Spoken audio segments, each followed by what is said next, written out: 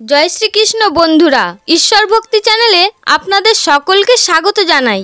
বন্ধুরা, আমরা জানি যে দান করা অত্যন্ত পুণ্যের কাজ। আমাদের যে যার সাধ্যমতো কিছু না কিছু দান অবশ্যই করা উচিত। রাস্তাঘাটে আমাদের সাথে এরকম ঘটে যে কেউ আমাদের কাছে কিছু সাহায্য চাইলে আমরা তাকে কিছু না দিয়েই চলে যাই বা তাদের সাথে দুর্ব্যবহার করি।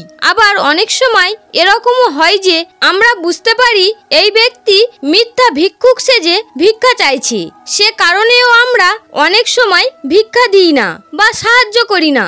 কিন্তু আপনি কি জানেন, আমাদের সমাজে এমন একজন মানুষ আছে যাকে না চাইতেই সাহায্য করতে হয়। হ্যাঁ বন্ধুরা, আর একথা স্বয়ং ভগবান শ্রীকৃষ্ণ বলেছেন, আমরা যদি ভিক্ষুককে দান নাও করি তার থেকেও 1000 গুণ বেশি অপরাধ হবে যদি আমরা এই একজন ব্যক্তিকে দান না করে অবহেলা করি এবং অবহেলা করে দূরে সরিয়ে দিই।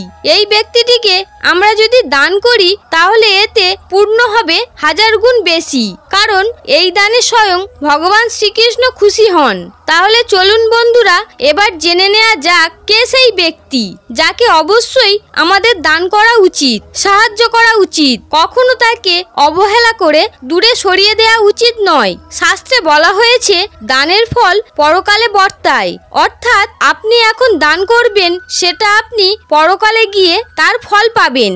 বন্ধুরা, আমরা অনেক সময় ভিক্ষুককে দেখা মাত্রই দান করে থাকি, কিন্তু কিছু ক্ষেত্রে ভিক্ষুকদের পিছনে কাজ করে থাকে এক প্রতারক চক্র, তখন সেই দান নিষ্ফল হয়। আমরা অনেক সময় পথের ধারে, রাস্তার আশেপাশে নোংরা পোশাক পরা এমন কিছু মানুষকে দেখতে পাই যারা নিজের ভালো মন্দ নিজেরাই বোঝে না, যারা খিদে পেলে নোংরা আবর্জনা হাতড়ে খাবার খোঁজে। তাদেরকে আমরা মানসিক ভারসাম্যহীন বলে চিনি, আবার অনেকে এদেরকে পাগল বলে ডাকে। কিন্তু আপনারা কি জানেন, এদের সেবা করলে আপনাদের জীবন থেকে দূর হতে পারে রাহু, কেতু ও শনিদেবের অশুভ প্রভাব। আপনি পেতে পারেন দেবদেবীর আশীর্বাদ। মানসিক ভারসাম্যহীন মানুষদের মন খুবই পবিত্র হয়, তাই এদের দান করলে আত্মকল্যাণ হয়। তাই আমাদের প্রত্যেকেরই উচিত মানসিক ভারসাম্যহীন কোনো মানুষকে দেখলে তাদেরকে সাহায্য করা।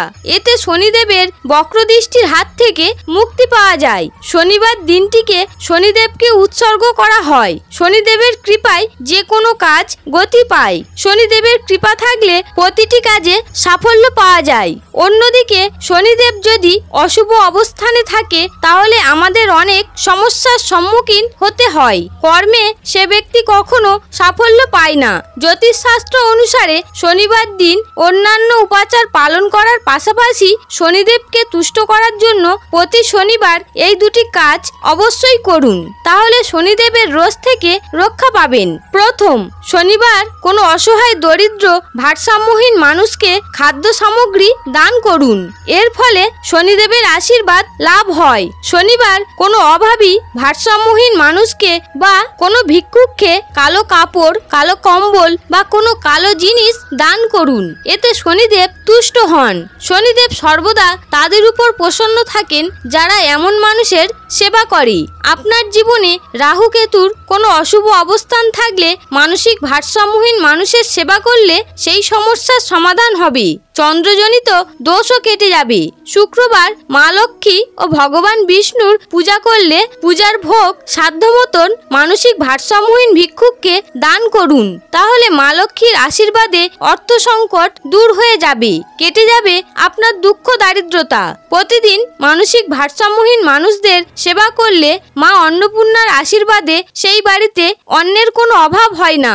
তবে মানসিক ভারসাম্যহীন মানুষের সঙ্গে কখনো খারাপ ব্যবহার করবেন না, এতে আপনার জীবনে পড়তে পারে অশুভ প্রভাব, দেখা দিতে পারে অভাব অনটন।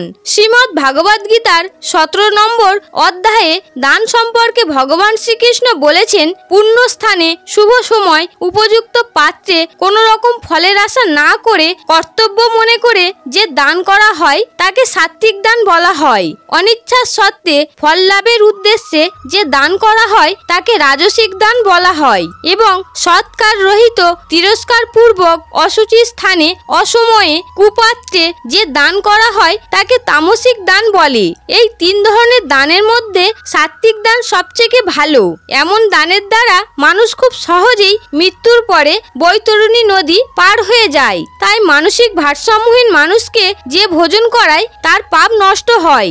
এছাড়াও ভগবদ গীতাতে দান সম্পর্কে আরো বলা হয়েছে, পাথর ও সোনাতে যার সম্যক জ্ঞান, যিনি মানসিকভাবে দুর্বল, যার শোক নেই, নিন্দা প্রশংসায় যিনি উপেক্ষা প্রদর্শন করেন, উদাসীনের মতো যিনি প্রিয় ও অপ্রিয় জিনিসের পরিত্যাগ করেন, সেই মানুষকে দান করা গৃহস্থের একান্ত কর্তব্য।